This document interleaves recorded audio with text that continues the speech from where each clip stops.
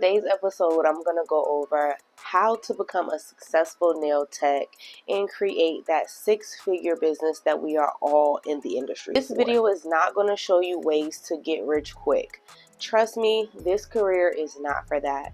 Doing nails, hair, lashes, makeup, any industry which takes a lot of money to learn the craft and a lot of time to become skillful in this career is not going to be anything that you're going to make money off of fast. So I'm going to talk about ways that you can increase your revenue as a nail tech or just in the beauty industry in general to become a six-figure business owner or a six-figure nail tech specifically.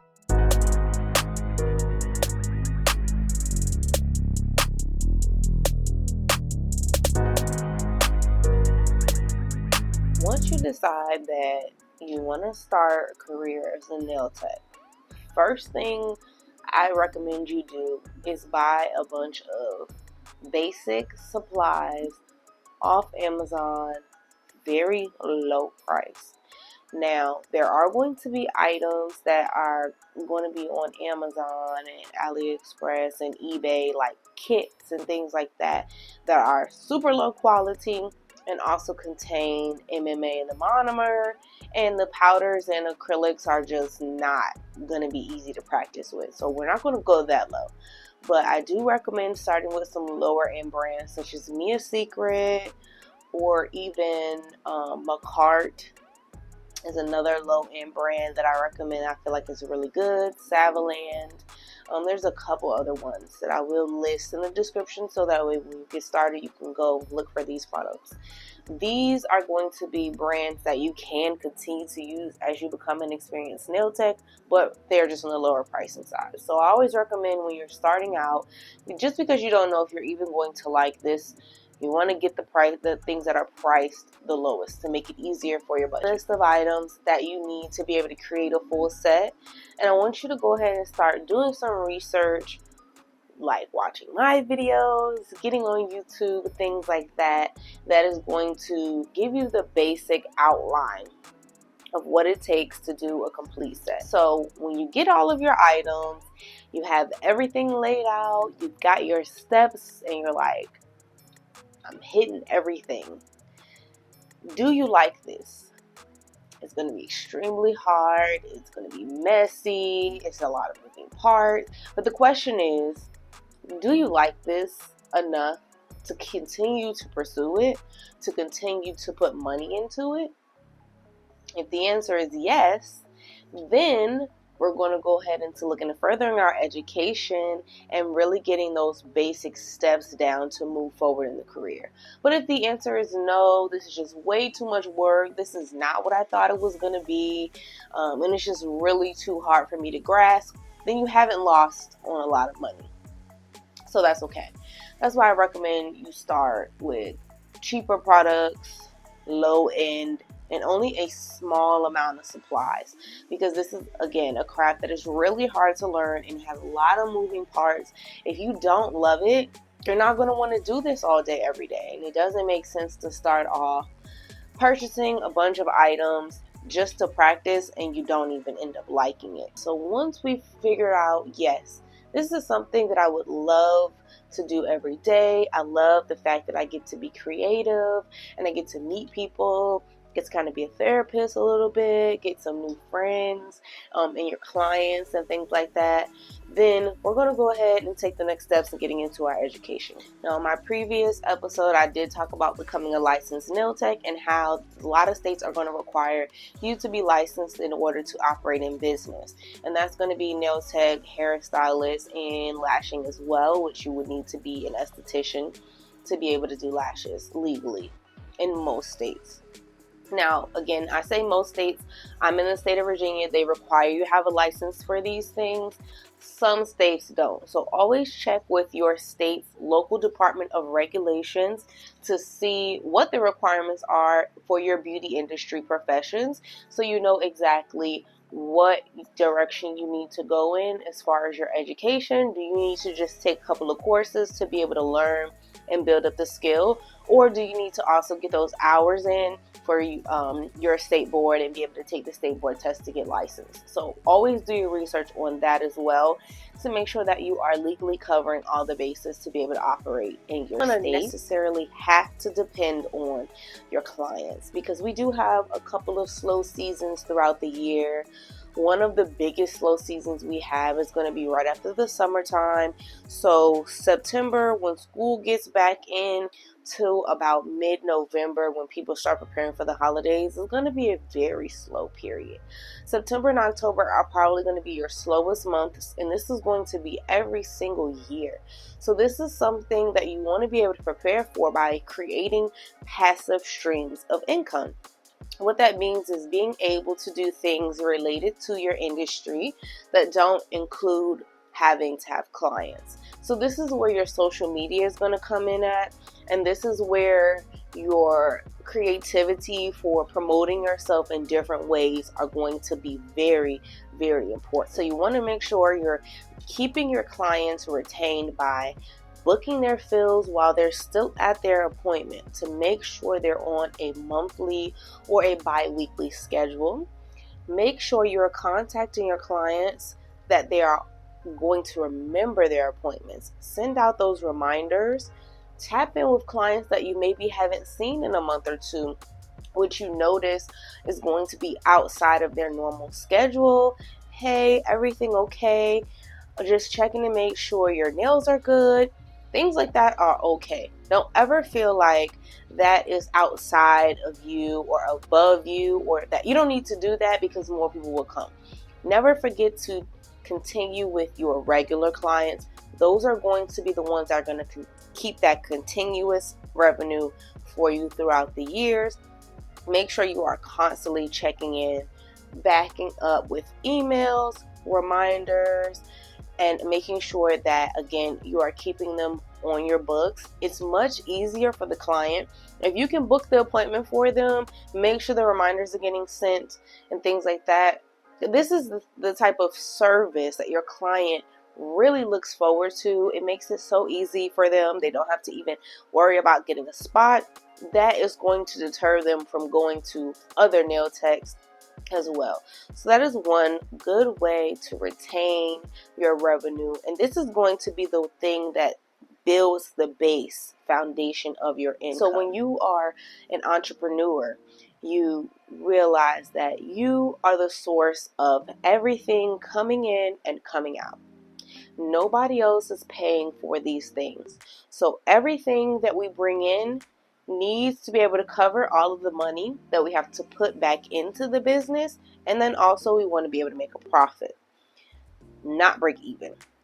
Now, a lot of the times, if we are not consistent with posting, we're not consistent with making sure that our clients are booked monthly or bi-weekly, and we are also not consistent with our work, that can hurt our baseline, which affects you getting to that six-figure number. So don't ever throw these things to the wayside when we get busy, when we get bigger, we get booming, the books are always filled. Always remember these retention tips to be able to keep your clients on the books and keep more coming. We're going to start with first promoting on social media. So this is going to be a running theme for us. Social media literally connects us to the entire world now.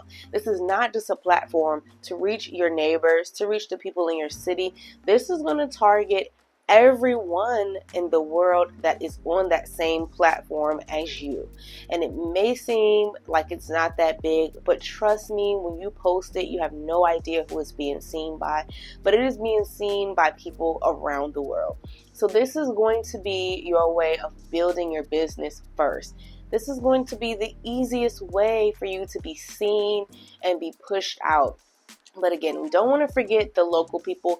Not everyone is on social media. So if you really want to target your local audience, meaning the clients that can actually come to you, we are going to do that footwork as far as passing out cards when we're out, talking to people in public, keep your own nails done, hair done, lashes done, whatever you do, keep it done on yourself. That way you can be a walking advertisement. And as I always talk about, it's great to be able to have a couple of models or brand ambassadors, like close friends and people that you trust to help promote you, so that way when they're out, oh, who does your nails, you have a walking business card, you have a walking advertisement. And it's going to be very important to grow in your local area, to build up clientele in the local area, because of the fact that social media is worldwide. A lot of those clients may not be able to book with you because they're not in your state.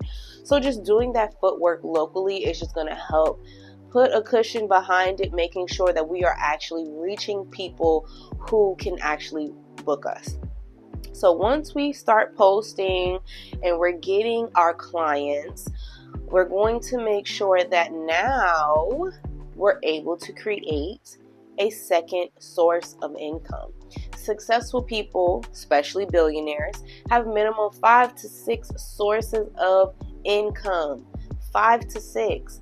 One source of income is not going to do it. So don't count on just your clients, because we're counting on people and things happen. So you want to make sure that we have that as the basis.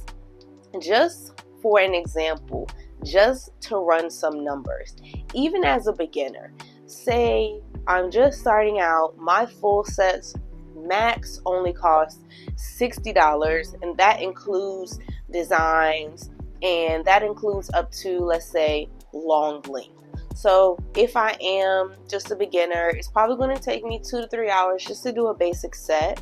So say I can only get in 3 clients a day. At the max, you're getting about $180 a day or so. If you're able to have a full book of those 3 clients a day for 5 days a week, 4 days at the minimum a week, that is going to put you between $700 and $900 a week, which is already getting you in the $35,000 to $40,000 range a year. And that is just from you doing a small price of $60 a set. Getting in about 12 to 15 clients a week already puts you at that base amount. A lot of people don't even make that much at a regular 9 to 5 job in a year. A lot of jobs are starting out their salary at $30,000 to $35,000, and that's with you working 40 hours a week. That does not compare. So this is definitely going to be a great career for you, even as a beginner, but understand it is going to be a lot of work getting to that point. So I'm a beginner. My sets are only $60 a piece. That's the max. And so for right now, I'm happy making $700 to $900 a week. And that is a really good income for a beginner nail tech. But at the end of the day, you already know your prices are going to go up. As your skill goes up, your prices are going to go up. So that income is just going to double over time. But this is just for as a beginner nail tech. You feel like I'm charging way too much as a beginner. A lot of the times we feel like we should work for free. But I'm telling you, at minimum, you want to be charging $30 to $50 for your work. This is a very expensive industry to work in, and it is going to cost you a lot of money to maintain your supplies. So as long as you're taking clients, you need to be making some type of profit. So I never recommend that you don't charge anything unless it's for your brand ambassadors or models, but at least 35, I would say 35 minimum to 60 is going to be a good base point for your beginner sets. Now we have our slow seasons that are going to hurt. So we're not counting for that when we're thinking about that whole yearly total. But now let's think about the fact that we are going to have some slow weeks. Every week is not going to have 12 to 15 clients. You're going to get sick. They're going to get sick. Things come up. Things like that. So now let's add in another skill. My first recommendation is going to be press-ons. Now, when we're thinking about who we can reach, as I mentioned, a lot of those people may want to book with you, but they're not in your area. That's where your press-ons come into play. And you want to be able to provide high quality press-ons for clients worldwide, so that way you are again creating a second source of income. So we have number one, which is going to be our clients, and now we have number two, which is going to be press-ons. I price my press-ons pretty close to a regular full set because it doesn't take any less time. You always want to think about the convenience that it is for you, not for the client. A client might think, oh, well, this is just going to be a press-on nail. It shouldn't be as much as a full set. From a nail tech's perspective, yes, it is. And it might even be more, because a lot of the times it's going to take me a long time to still do the detailed work on this press-on set, and I have to still ship it to you. So these are going to be similar in price. Let's say it's slow season, but people still need their nails done after school goes back. A lot of clients, which are going to be moms, are a little bit light in the pocket. So to make it easier, offer your clients some press-ons in those slow times, and then offer those press-on sales. So what I mean by that is you offer press-ons 365, but they may not be ordered that frequently. But when you have a slow point in the year, this is a great time to give your clients and your customers a break on the price. So we'll say for the month of October, for the month of November, all press-on sets are going to be 20% off. All designs, all lengths, and depending on how busy you will get for your press-ons, you can even offer free shipping, because shipping, depending on how far it has to go, can add anywhere from 10 to 30 bucks. We're not doing a sale every time we get slow, but we're definitely going to target those specific points a year where we know people are a little lacking in the spending area, so that way we can still turn a profit and then they can still enjoy our services.